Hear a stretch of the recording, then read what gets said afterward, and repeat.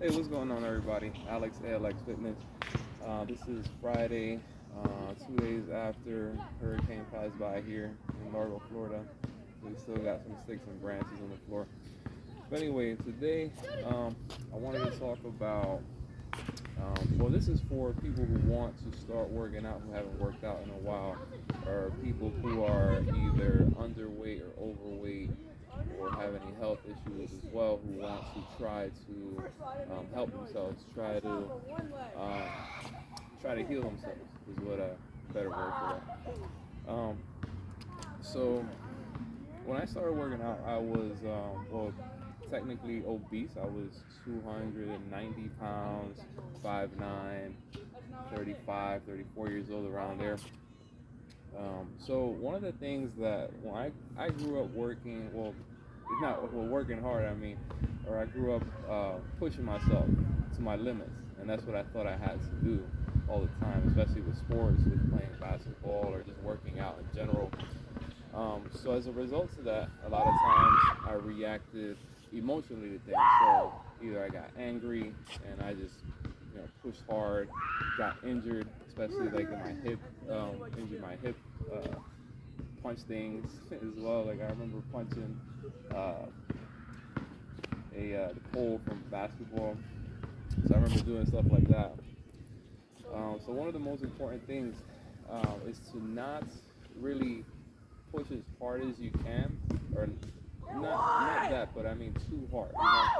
Like if you push yourself way too hard, over your limit, that you're not gonna recover. Is gonna take like 2-3 days for your muscles to recover. It's not gonna be, or your whole body to recover. It's not gonna be beneficial for you. It's the most important part. One of the most important parts of health is the recovery period. So I'm not talking about while you're working out. I'm talking about after. So when you're done. So when you're at rest. So when your mind is at rest and your body is at rest, that's the time when the recovery happens, and that's when the gains happen. And that's the most important part, which includes eating well, relaxing your mind well, so having a good mindset, being stress free, or managing your stress very well. Sleeping, number one thing, sleeping very well, not having sleep apnea or sleep paralysis or any type of problem like that, or any issue with sleeping, because you figure if you have that, less oxygen is going to your organs or to your brain. It's damaging while it's actually supposed to be healing. So if you have any of that, best thing that you can do is get yourself a CPAP machine if you need it, or figure out what you have to do to rest better. So again, one of the most important points, push yourself, but not excessively. Even though I've done that in the past, and that's what I'm used to. But a lot of times it's better to even just do a little bit. Do a little bit of exercise. You don't have to feel sore every time you exercise. That doesn't mean that you got a great exercise if you feel sore necessarily. It just means that your body is broken down and didn't repair itself yet. That's what that means if you're excessively sore.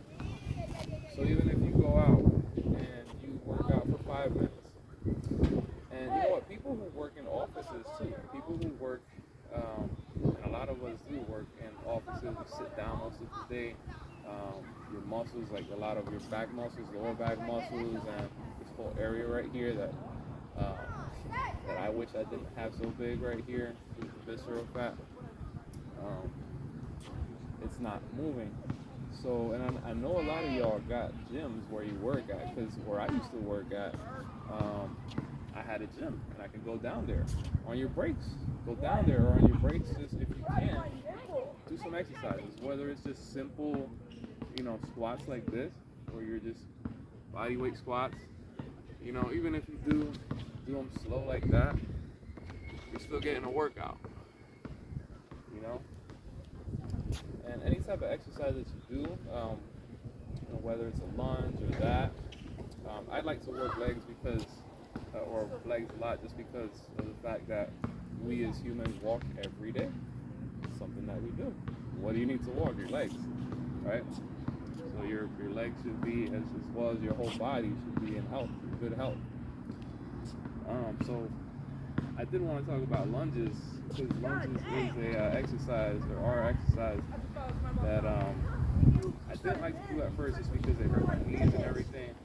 But just with everything, when you start off, you can hold something or hold like a bar. And if you go down for the work, just make sure you go all the way down, full range of motion, good form, and back up. Even if you do 5 reps or 2 reps or even 1 rep, just make sure you do it correctly. And so that's what I basically wanted to talk about today on this video. Just because I actually gained weight when I was supposed to be losing weight. I think I gained like a good 7 or 8 pounds when I was supposed to be down. So it's kind of frustrating. Kind of feel disappointed, but what you gotta do is just gotta keep on going, regardless about what happens. Whether if you didn't meet your goals, you just have to do the things, or I just have to do the things that I know I have to do, like eat well, exercise when I should. I mean, I exercise all the time, so that's the thing that I've been consistent with, is exercise and movement. So those are the very important things. I just got to do this other lunge because I feel uneven. And see, now I've gotten so much stronger. My legs and my hips have gotten so much stronger that I'm able to do lunges like that, even jump lunges. So you never know where you can get to if you stay consistent with exercise and just with overall life, And I think one of the most difficult things is stress management, of course, because stress comes from everywhere. Stress, it's funny because friends and family are supposed to be sources of where stress is not supposed to come from, but sometimes, or a lot of times it does. So, whatever you can do, especially if there's if you have toxic people in your life, just let them go. That's it. Just doesn't even matter if they're your mom, your dad, siblings, whatever. If these are people who are holding you back or just mentally stressing you instead of doing the opposite, just being toxic to you, just let them go. That's it. Don't feel guilty about it. Feel righteous about stuff like that, because you got to take care of you. That's one thing. Even before you become an adult, one of the things that, if you're taught this, you should be taught, everybody should be taught this because it's a fact. Everybody's going to be in charge of themselves, their own health, their own mind. So nobody else is going to, don't expect for somebody else to call you and be like, see if he's okay. It's good to have friends and family who care about you. But at the end of the day, when you look in the mirror, that's the person who has to care about you the most, who is your own person. That's it. And part of that is being healthy. That's the responsibility, major responsibility. So yeah, that's a big part. Managing stress as best as you can. So this is going to come at you. One of my friends told me, friend Herbie, shout out to Herbie and the Lindos out in New Jersey. Yeah, one time he's like, yo man, he's like, you gotta stop beating yourself up because the world is gonna beat you up. The world is gonna beat you up, so you gotta help yourself. You gotta heal yourself. You can't beat yourself up. The world is gonna beat you up. And that's just a fact. Because there's really fucked up people out there. There's really fucked up people who don't give a fuck about you, who will rob you, steal from you, whatever, kill you, not give a fuck. So that's just how it is. And you can't let those emotions get to you like that. Emotional control, number one. That's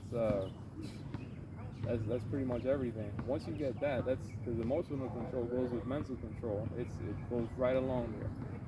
You're on the same line. So once you have that, you're solid. I was actually watching something about military, about the Navy SEALs, and one of the leaders, I forgot what his name was, SEAL Team 6. He was saying that he would prefer somebody who is mentally strong over somebody who is physically strong or just physically in health. Because you figure the mind controls everything else. Mind controls your body. Mind controls the mind, your thoughts. Control your thoughts. How many minutes we got here? I've been talking for almost 10 minutes, but this is golden. This is a lot of game I'm giving to y'all right now. So yeah, I mean, it's crazy because I've dealt with panic attacks, stress, depression, and things like that. And these are all things that are emotional. I call them emotional disorders. Because you figure we have anxiety disorders, panic disorders, depression, which is a sadness disorder, I guess you could call it. Because you feel, even if you're doing something that makes you happy, you still feel bad at times, which is it's crazy, but it happens. It happens so much. Some people don't want to admit it because then it's worse. It's like a weakness, and then what does that cause? Like people to think negatively about you, or even abandon you. Be like, oh, I don't want to sit with that person. That person's sad all the time. So that's what inevitably happens. And sometimes, but what else? Yeah, that's something that I can talk about forever. I can make a whole separate video about that. Because it's true, if you have experienced things like that, it's something that you can manage, but sometimes it can come up. Sometimes it's just, you know, um, there's the chemicals in your brain that get disbalanced or imbalanced. But you figure, what I figured has worked the best for me, but it's been so difficult for me to do, is actually um, eat small portions of food. And I noticed that when I was very thin, like I'm gonna say like 100. So right now I'm at 217 pounds, 5'9", still very strong though. That never goes away. Um, so when I was down like 170, 180, I feel like I was at my healthiest. I was actually eating 5 or 6 small meals every day. So that there's a lot of benefits to doing that. My stomach actually got smaller when that happened. This was actually back in 2009, 2010, around there. And I got so used to it that, and I was very fast. I was very healthy too, in that time. And I feel being thinner is way better than being overweight. Well, of course, not the opposite where you're too thin. That's also a bad thing. Just have to balance it.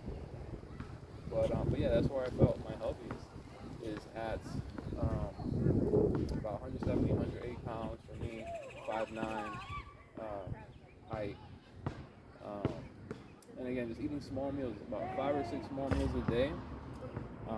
My stomach, I'm pretty sure my stomach got smaller. I think that's exactly what happened, because when I tried to actually eat, like if I went to a restaurant, because I didn't even go to restaurants back then. All I did was I made my own food. Never went to a restaurant, any fast food, nothing, none of that.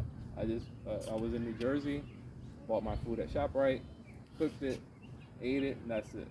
Never went to restaurants. But then like a year later, I went to a Cuban restaurant actually, and they served, I'm gonna say that they served bigger portions than they should. I just tried to eat one Cuban sandwich, regular, I think 10-inch sandwich, and I couldn't finish it. I couldn't finish the whole thing. I felt full. And nowadays I can't even do that. Like, it's very difficult for me to eat small portions. So that's exactly what I had to do in order to feel the best that I can feel and just be at my healthiest. So that's actually something that's going to be difficult, very difficult for me to do. But yeah, it's just a goal to hit, and I'm certain that I can do it. And then once I start feeling that way, I'm just going to keep on wanting to do that. I'm just going to keep on wanting to eat that way and just live that way. Alright guys, that's enough for today. Thank you guys for following. Like, comment, subscribe. Hit the notification bell, of course. I'm going to keep on coming out with more videos. It's grind time, like always. Yeah, because once I got to that point, once I saw that I gained weight, I was like, I can't do that, man. I got goals to hit, so that's the only way. I just got to stick with it. Alright guys, peace and love.